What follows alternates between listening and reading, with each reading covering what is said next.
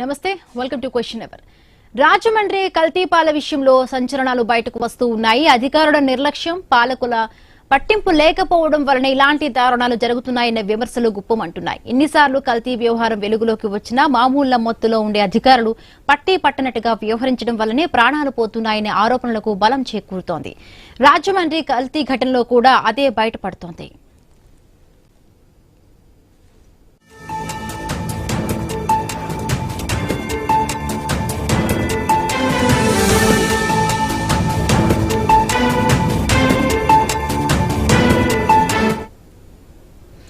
రాజమండ్రి ఘటనలో 5గురు మృతికి పాల కల్తీ అనే ప్రాథమికంగా తేల్చారు అధికారులు. డైరీలోని కూలెంట్లో వాడే ఇథిలిన్ గ్లైకాల్ లీక్ అయి పాలల్లో కలిసి ఉండవచ్చన్న అనుమానాలకు బలం చేకూరుతోంది.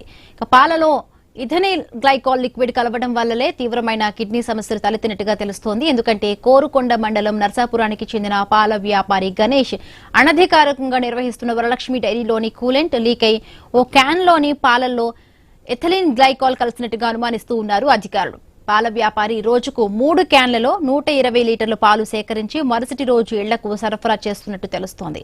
ఆ కల్తీ పాలనే ఈ నెల 16న ఇళ్లలో పోసినట్టుగా అధికారులు గుర్తించారు. ఆ రోజు పాలు తాగిన వాళ్లలోనే కిడ్నీ సమస్య వచ్చినట్టుగా తెలుస్తోంది. పరిస్థితి ఇంతలా దారుణంగా మారడానికి కూడా ఇథిలిన్ గ్లైకాల్ కలవడం వల్లనేనని అధికారులు నిర్ధారించారు.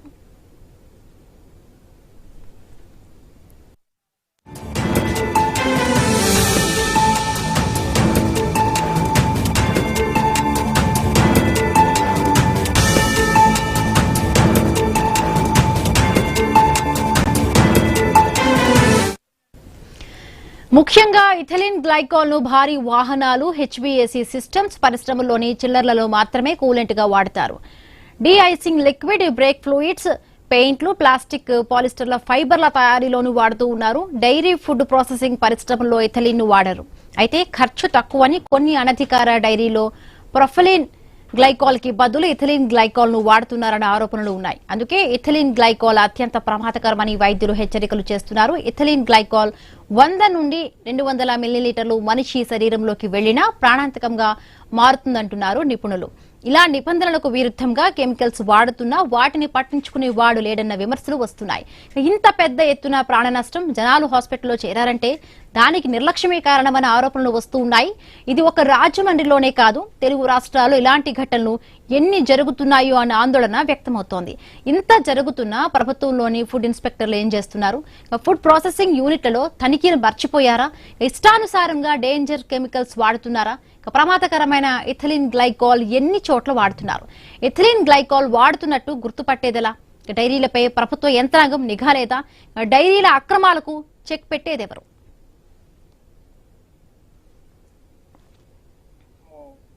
జరిగిన విషయంలో దర్యాప్తు ముమ్మరంగా జరుగుతూ ఉంది. ఫోరెన్సిక్ టీమ్స్ కానీ ఇన్వెస్టిగేషన్ అన్ని చేస్తున్నారు. త్వరలో మీకు అన్ని విషయాలు వెల్లడించడం జరుగుతూ ఉంది. ప్రజలు దీని గురించి ఆందోళన పడాల్సిన అవసరం లేదు. ఇది ఒక్క సోర్స్ లోనే, ఒక్క క్యాన్ లోనే జరిగినట్టుగా మనకు తెలుస్తా ఉంది. సో ప్రస్తుతానికి అక్కడ క్లోజ్ చేశారు కాబట్టి ఇష్యూస్ ఏం లేవు.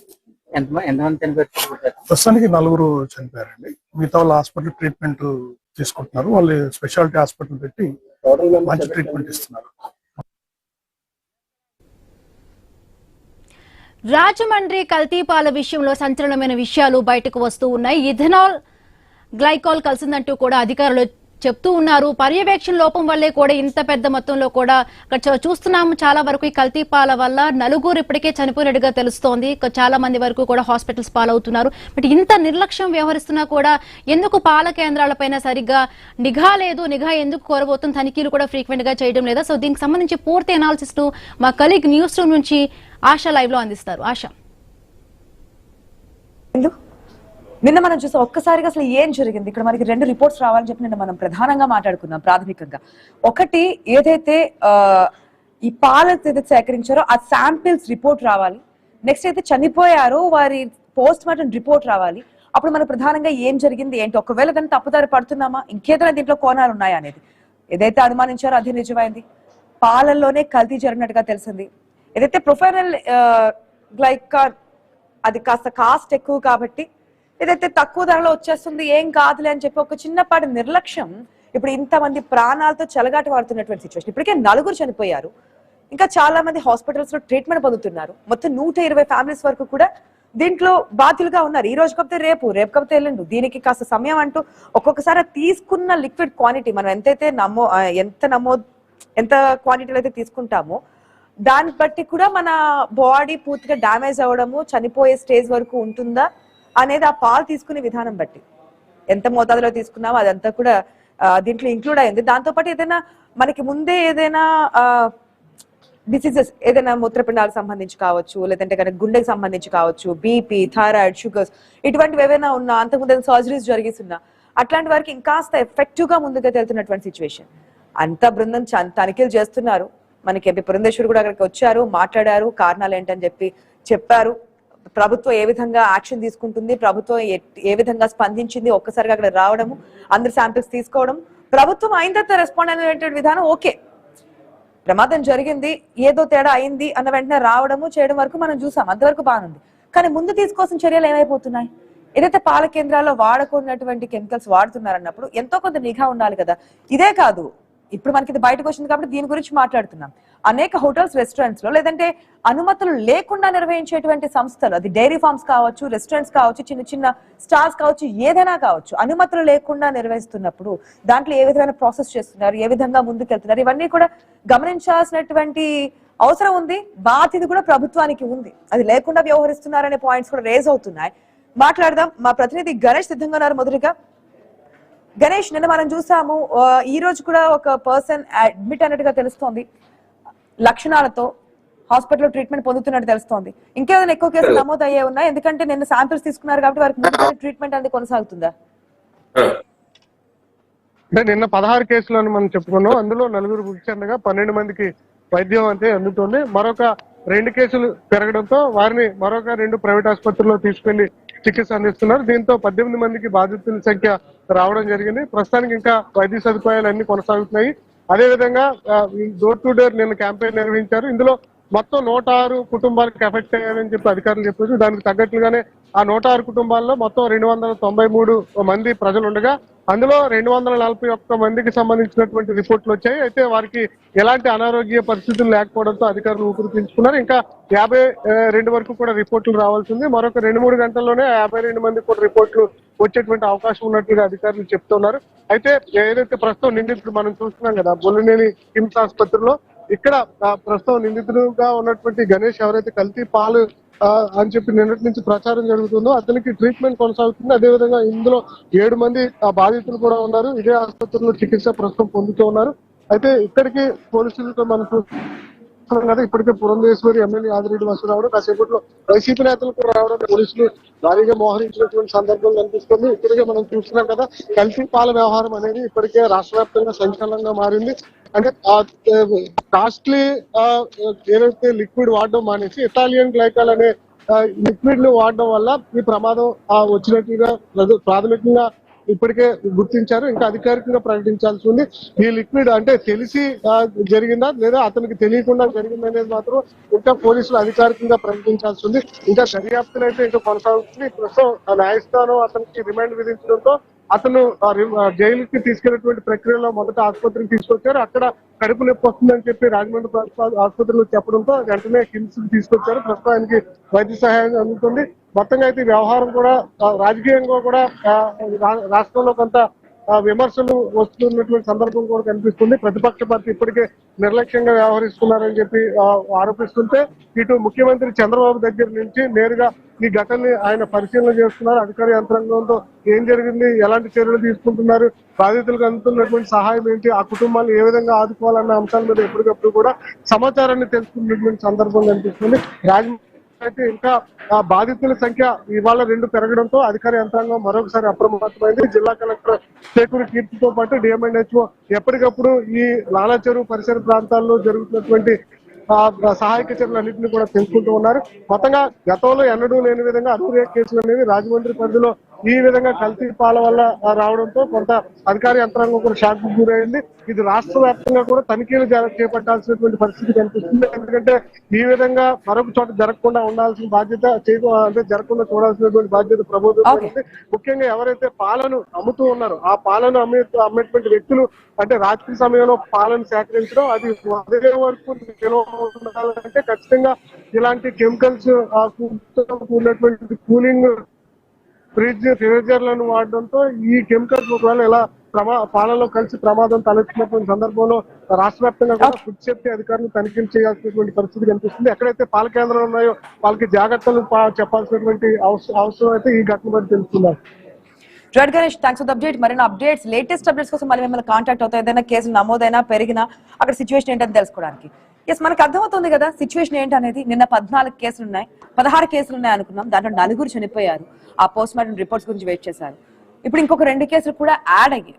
సో ఇంకా ఇది పెరిగే ఛాన్స్ ఉంది. ఎందుకంటే నేను ఇంతకు ముందు చెప్పిన విధంగా దాని ఎఫెక్ట్ ఏ విధంగా కనిపిస్తుంది అంటే, తీసుకున్న 12 గంటల వరకు ఒక విధంగా, అంటే డ్రింక్ చేస్తే ఏ విధంగా మత్తుగా ఉంటుందో ఆ విధంగా, ఆఫ్టర్ దట్ 12 గంటల తర్వాత 24 గంటల వరకు ఒక విధంగా, 24 గంటల తర్వాత ఒక రకంగా, అది లోపలికి పాయిజన్ లా స్ప్రెడ్ అవుతున్నటువంటి విధానం టైంని బట్టి కూడా మనకి ఆధారపడి ఉంటుంది, తీసుకునే క్వాంటిటీని బట్టి కూడా ఆధారపడి ఉంటుంది. కాబట్టి ఏ విధంగా అది ప్రాణాంతకంగా మారుతుంది అనేది కూడా కీలకంగా మారుతుంది. ఇంకా కేసులు నమోదవుతున్నాయి.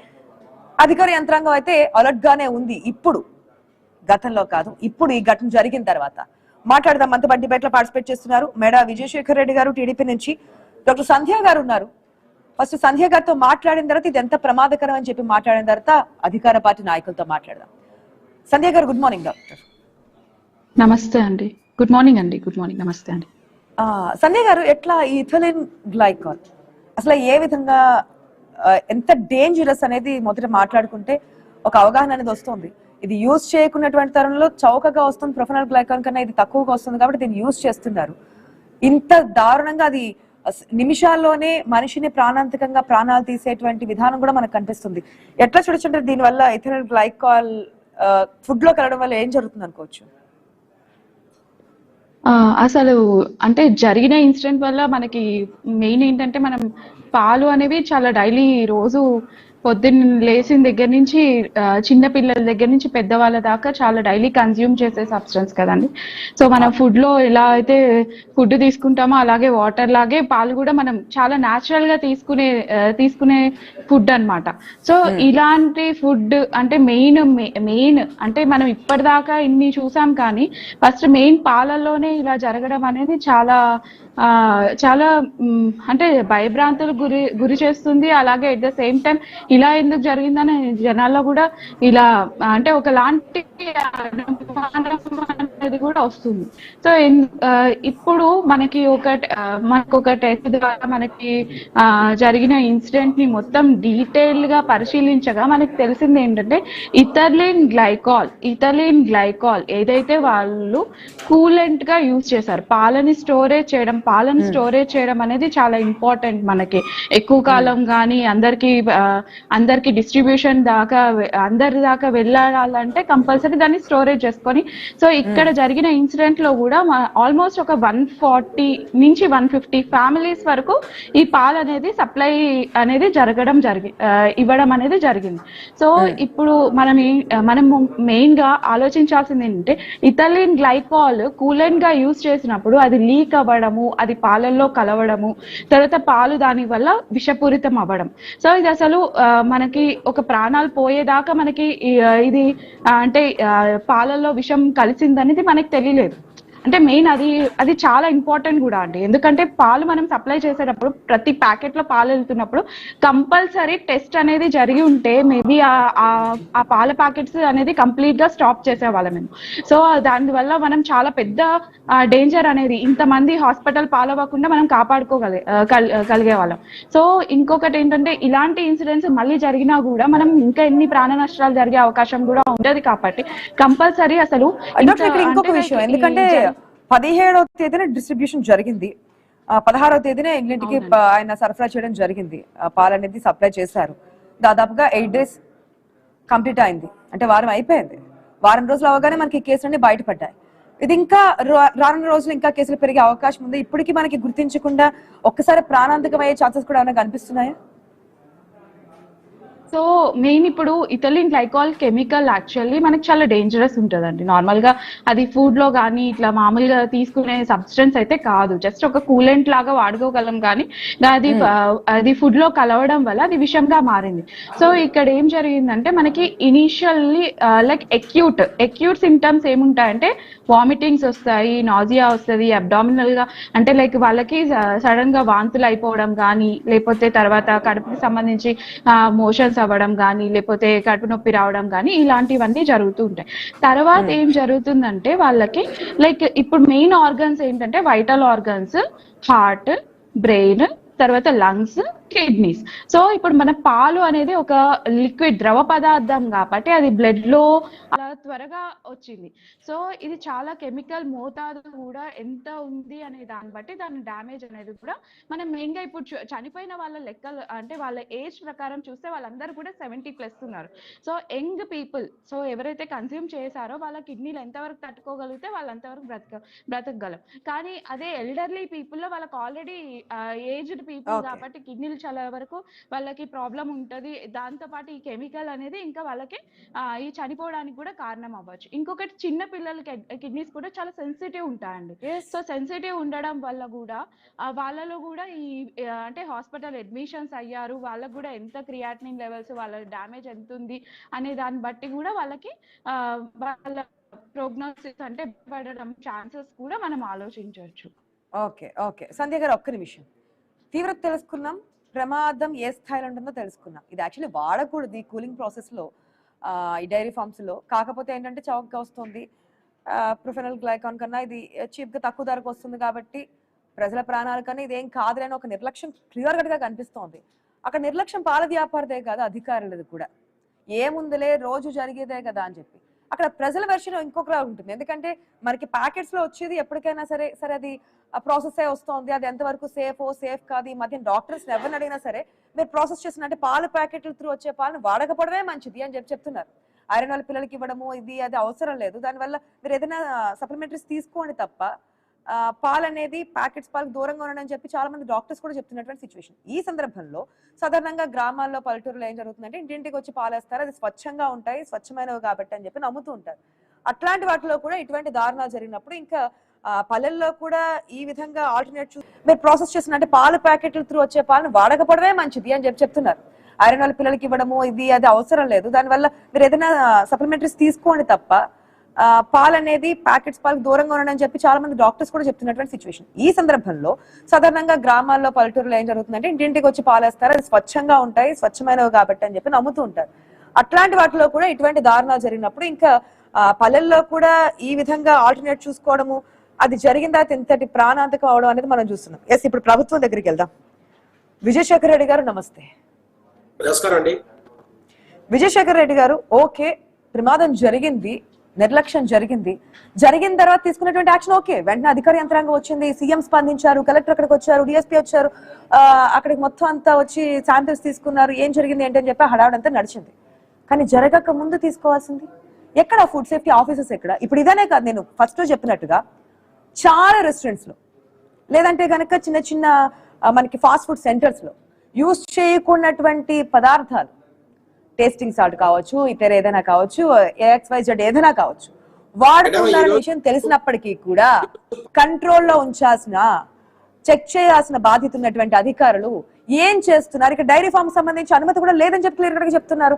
ఏదో ఒక రోజు ఒక్కొక్క దాని మీద నిఘా పెట్టుకుని ఇది ఎంతవరకు జరుగుతుంది, ప్రజల ప్రాణాలతో చెలగాటమాడి ప్రజలు నిత్యావసరంగా ఉపయోగించుకుంటే వస్తువుల మీద కూడా నిఘా లేకపోతే ఎట్లా అనే ప్రశ్న ఇప్పుడు ప్రజల నుంచి వస్తుంది. ఏం చెప్తారు అధికార పార్టీలో ఉన్నటువంటి నాయకులు? మేడం, ఈ రోజు నిన్న జరిగే విషయం కాదు, కొన్ని సంవత్సరాలుగా ఈ కల్తీ పాలు ఈ రోజు ఆటం బాంబులతో ఇండియా మీద దాడి చేస్తే మనకి ఎంత దారుణమైన పరిస్థితి ఉందో అంతకన్నా దారుణమైన ఈ కల్తీ పాల వల్ల కావచ్చు, ఈ రోజు కల్తీ పంటల వల్ల కావచ్చు, ఈ రోజు జరుగుతుందండి మీ ఇండియాలో.